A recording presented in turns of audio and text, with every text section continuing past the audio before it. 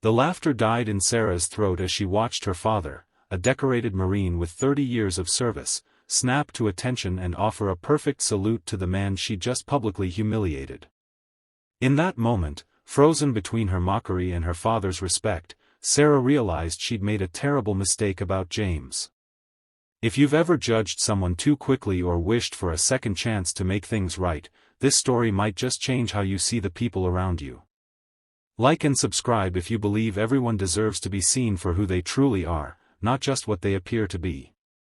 Sarah Morgan scrolled through her dating app with the practiced indifference of someone who'd been disappointed too many times.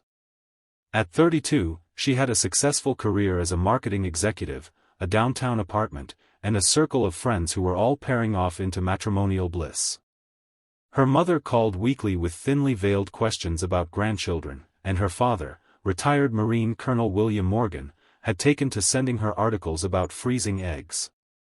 Just one more try, her best friend Layla had insisted, setting up the blind date with someone she knew through work. "He's really nice, I promise."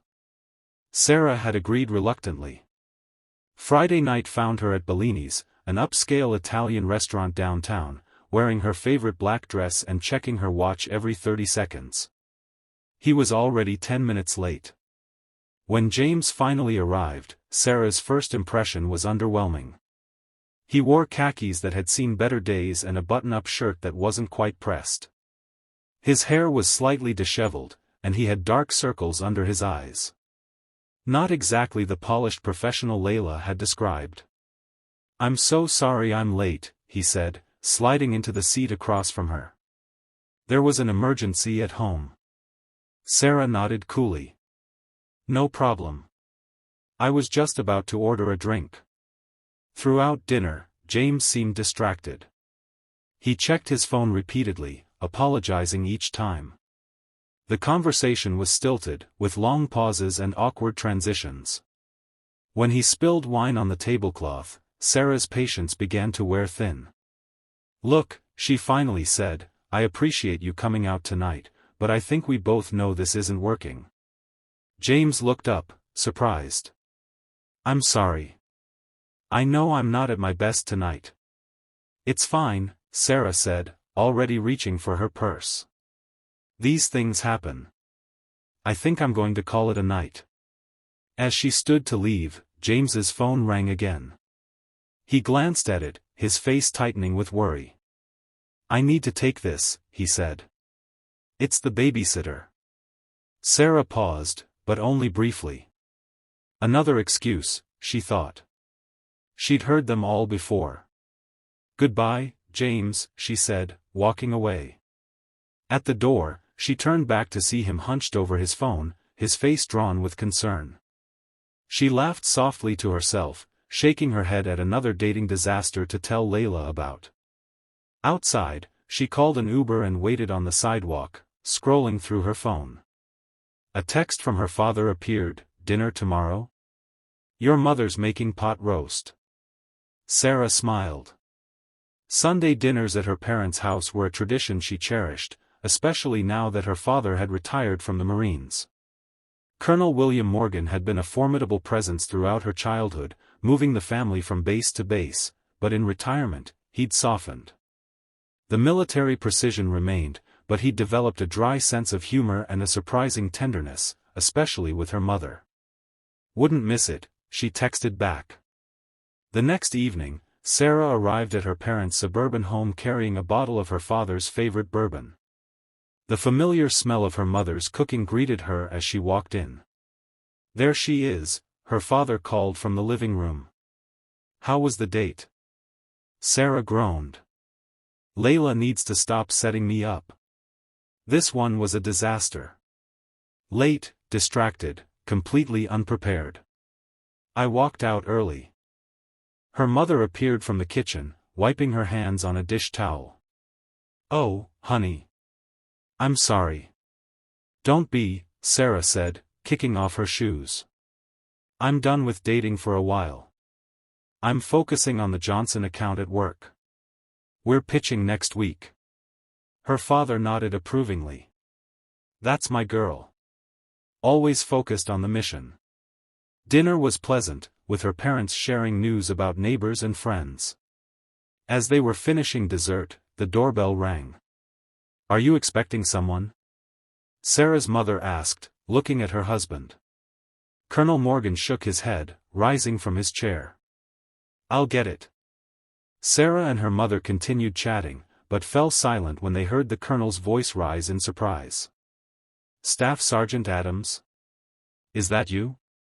Curious, Sarah followed her father to the door. Standing on the porch was James from her disastrous date, holding the hand of a small girl with leg braces. He was wearing a jacket now, and in the porch light, Sarah could see a small pin on his lapel, a military service pin. "Colonel Morgan," James said, snapping to attention despite the child holding his hand. "I had no idea. I mean, when the babysitter mentioned the address for the emergency contact, I didn't connect that you were." Sarah's father cut him off with a wave of his hand. "At ease, Adams. What brings you here?" James looked down at the little girl. "This is my daughter, Emma. She's having some trouble with her braces, and the emergency contact the VA gave us was this address. I didn't realize it was your home, sir." Sarah stepped forward, her face burning with shame. "James?" He looked up, his eyes widening in recognition. "Sarah? You're Colonel Morgan's daughter?" The colonel looked between them, confusion evident on his face. "You two know each other?" Sarah couldn't speak. Her father filled the silence. "Staff Sergeant Adams served under me in Afghanistan. One of the finest soldiers I've ever commanded. Saved 3 men in his unit after an IED explosion. Bronze Star recipient." James shook his head modestly. "Just doing my job, sir." Emma tugged at her father's hand. "Daddy, my leg hurts." Colonel Morgan immediately knelt down to the child's level. "Hello there, young lady. I think we might be able to help with that. My wife was a nurse before she retired. May we take a look?" James nodded gratefully, and they all moved into the living room. Sarah's mother immediately took charge, examining the braces with gentle hands while Emma watched with solemn eyes. "The adjustments come loose," she said after a moment. "I can fix this temporarily, but she'll need to see her specialist tomorrow." While her mother worked, Sarah stood frozen in the doorway, watching James stroke his daughter's hair soothingly. The colonel sat beside them, speaking quietly to James. "How long have you been back stateside?" he asked. 3 years, sir. After the last tour, Emma's mother couldn't handle everything. She left when Emma was 2. The VA's been helping with Emma's treatment. The shrapnel damaged her spine, but she's making progress." Sarah felt sick. The emergency at home had been real. The distraction, the worry, the unpressed clothes, all of it made sense now. And she had walked out, laughing at what she perceived as another dating failure. Her father seemed to read her thoughts. He looked up at her, his expression unreadable, then turned back to James. Rising to his feet, Colonel Morgan drew himself up to his full height and offered a formal salute to the younger man. "Staff Sergeant Adams, it's an honor to have you in my home." James carefully stood, balancing to avoid jostling his daughter, and returned the salute with perfect military precision.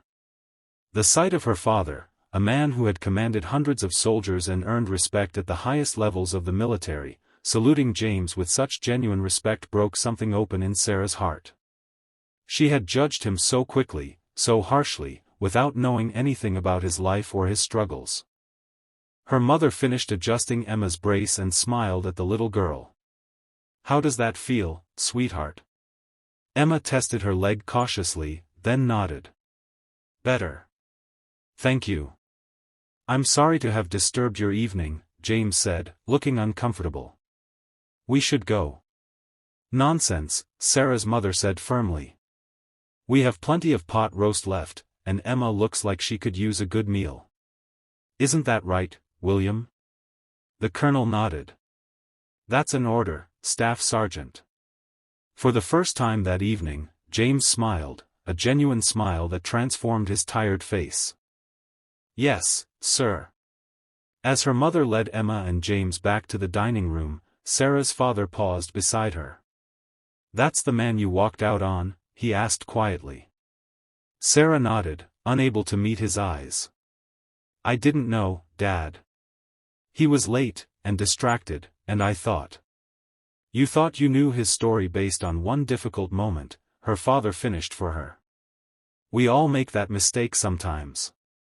The question is, what are you going to do now that you know better?" In the dining room, her mother was already serving Emma a plate of pot roast and mashed potatoes. The little girl's eyes widened at the portion size. "Daddy, look how much food." James laughed softly. "You don't have to eat it all, sweetheart." Sarah took a deep breath and walked to the table, sitting down across from them. "Hi, Emma. I'm Sarah. I think I owe your dad an apology." Emma looked at her curiously. "Did you do something bad?" "I did," Sarah admitted. "I made a judgment without knowing the whole story. That's never a good thing to do." James looked up, his eyes meeting hers. "We all have bad days," he said simply. As the evening progressed, Sarah learned more about James and Emma. After his discharge, James had used his GI Bill to get a degree in engineering while caring for Emma through multiple surgeries. He worked remotely as a project consultant to accommodate her medical appointments. The date with Sarah had been his first in over 2 years.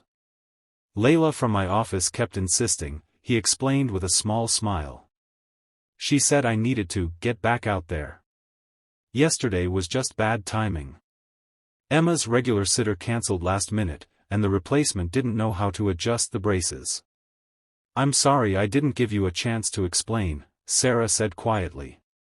Emma, who had been listening to the adults talk while demolishing a slice of apple pie, looked up. "Daddy says everyone deserves a second chance. That's what the doctors gave me for my legs." Colonel Morgan chuckled. "Your daddy is a wise man, Emma."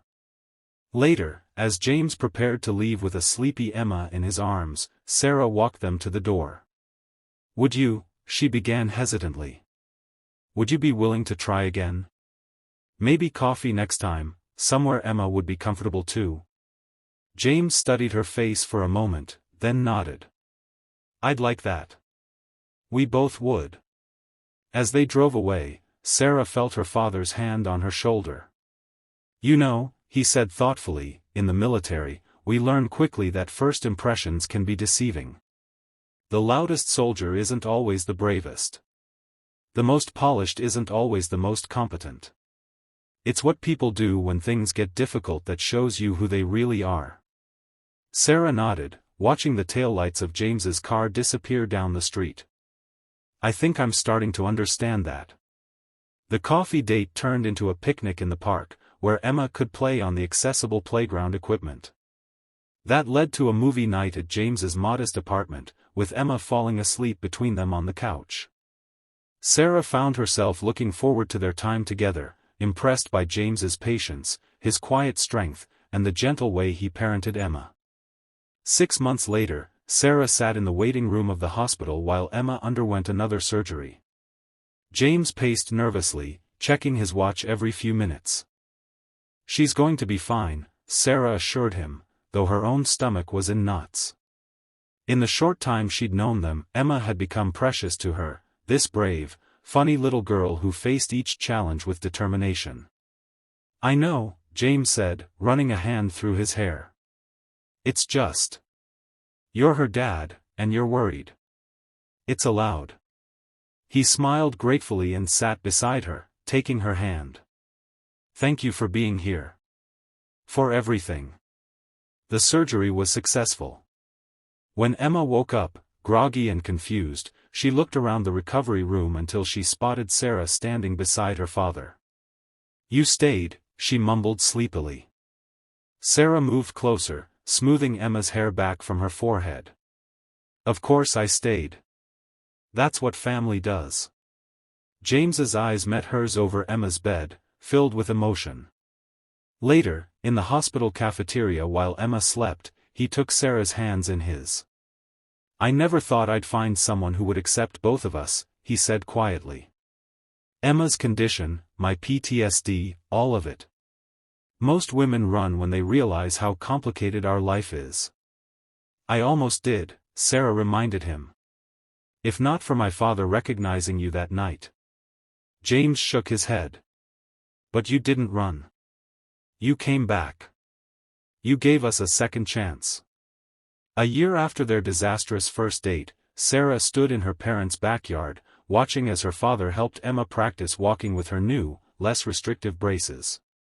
The little girl's determination reminded Sarah so much of James, the same quiet strength, the refusal to give up. "She's doing so well," her mother said, joining Sarah on the patio. "The doctors are amazed at her progress." Sarah nodded, her throat tight with emotion. "She's the strongest person I know. Except maybe her father." Her mother smiled knowingly. "Speaking of James, he and your father have been having some very serious conversations lately. Anything you want to tell me?" Before Sarah could respond, James appeared beside them, looking uncharacteristically nervous. "Mrs. Morgan, could I borrow Sarah for a moment?" He led her to the old oak tree at the edge of the yard, where they had shared their first kiss 6 months earlier. Emma and Colonel Morgan watched from a distance, both trying and failing to look casual. "What's going on?" Sarah asked, though her heart was already racing with anticipation. James took a deep breath. "A year ago, I was at the lowest point in my life. Struggling to care for Emma, working whenever I could, barely keeping it together. Then I met you, or rather, re-met you after our disastrous first encounter." Sarah laughed softly. "Not my finest moment. But what happened afterward was the best thing that could have happened to us," James continued. "You didn't just accept me, you accepted Emma. You've been there through surgeries and nightmares and all the messy parts of our lives. You've made us whole again." He reached into his pocket and pulled out a small box. "I asked your father for his blessing, and Emma for hers. They both said yes. Now I'm asking you." He opened the box, revealing a simple but elegant ring. "Sarah Morgan, will you marry us? Both of us?" Tears filled Sarah's eyes as she looked from the ring to James's hopeful face, then over to where Emma was watching with barely contained excitement, her small hands clasped together in anticipation. "Yes," she whispered, then louder, "yes." Emma let out a whoop of joy and started toward them, her new braces allowing her to move faster than ever before. Colonel Morgan followed more sedately, but his face showed a pride that had nothing to do with military accomplishments. As James slipped the ring onto her finger, Sarah thought about how close she had come to missing this love, this family, this life, all because of a hasty judgment on a bad night. The wedding was small but perfect. Emma served as flower girl, walking down the aisle unassisted for the first time. Colonel Morgan gave Sarah away with tears in his eyes, then turned and saluted his new son-in-law with the same respect he had shown that night at his door. During the reception, Sarah found a moment alone with her father. "Thank you," she said simply. He raised an eyebrow. "For what, exactly?" "For showing me what I couldn't see that night. For recognizing the man James really is." Her father smiled, his eyes crinkling at the corners. "I recognized a good soldier. You discovered the good man. I'd say we both did our jobs." 5 years later, Sarah sat in another hospital waiting room, this time with Emma, now a confident 12-year-old with only minimal bracing on one leg. They were waiting for news about the newest member of their family. "Do you think the baby will have Dad's eyes?" Emma asked, fidgeting with excitement. "I hope so," Sarah replied, squeezing her daughter's hand. "Your dad has the kindest eyes I've ever seen." When the nurse finally called them in, they found James holding a tiny bundle, looking both terrified and awestruck. "Emma, Sarah," he said softly, "meet William James Adams." Sarah felt tears spring to her eyes as she thought of her father, who had passed away just 6 months earlier. Colonel Morgan had lived long enough to know about the baby, to see the ultrasound pictures and argue good-naturedly with James.